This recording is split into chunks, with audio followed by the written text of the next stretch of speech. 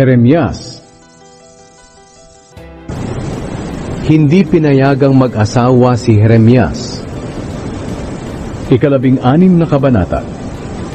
Sinabi pa sa akin ng Panginoon, huwag kang mag-aasawa o magkakaanak man sa lupaing ito. Sasabihin ko sa iyo kung bakit, at kung ano ang mangyayari sa mga batang ipapanganak sa lugar na ito, at sa mga magulang nila. Mamamatay sila dahil sa malubhang karamdaman. Walang magluluksa sa kanila o maglilibing ng mga bangkay nila. Kakalat ang mga bangkay nila sa lupain na parang mga dumi. May mga mamamatay sa digmaan at taggutom. At ang mga bangkay nila'y kakainin ng mga ibon at mababangis na hayop. Sinabi pa ng Panginoon, huwag kang papasok sa mga bahay na may mga patay. Huwag kang makikidalamhati sa kanila o magpapakita ng pagkahabag sa kanino man. Sapagkat inalis ko na ang pag-ibig at pagkahabag ko sa mga taong ito. Mamamatay sila sa lupaing ito, mayaman man o dukha, at walang maglilibing sa kanila. Walang taong susugat sa sarili nila o magpapakalbo para ipahayag ang pagluluksa nila sa mga namatay.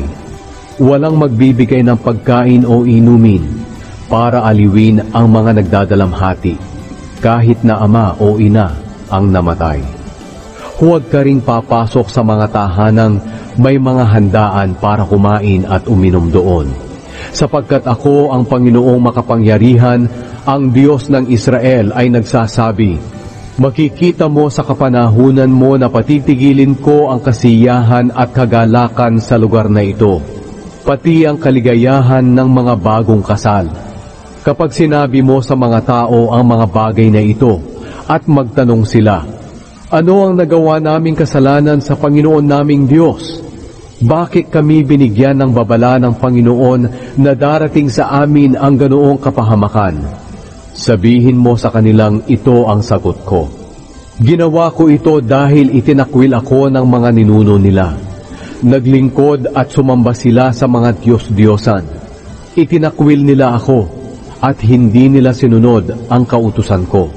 At mas higit pa kayong masama kaysa sa mga ninuno ninyo. Ang kasamaan at katigasan ng mga puso nyo ang sinunod ninyo, sa halip na ako ang sundin ninyo.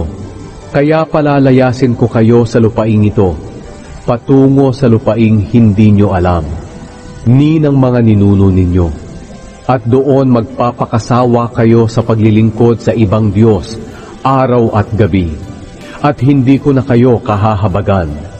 Darating ang araw na hindi nasusumpa ang mga tao ng ganito, sa pangalan ng buhay na Panginoon na nagpalaya sa mga taga-Israel sa Ehipto.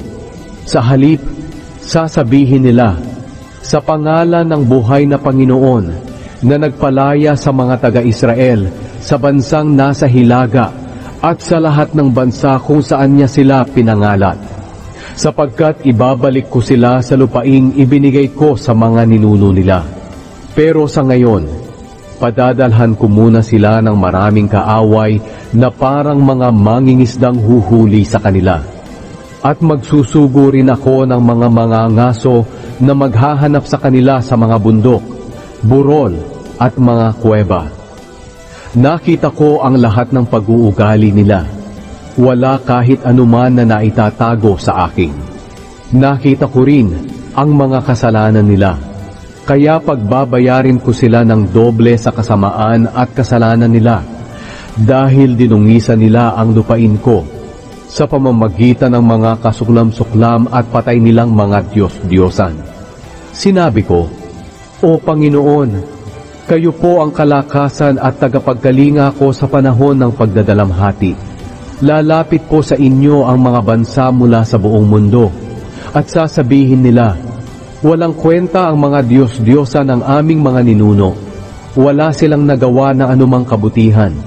Ang tao ba'y makakagawa ng kanyang Diyos? Kung makakagawa siya, hindi iyon totoong Diyos. Sinabi ng Panginoon, kaya ngayon, ipapakita ko sa kanila ang kapangyarihan at kakayahan ko, para malaman nila na ako nga ang Panginoon.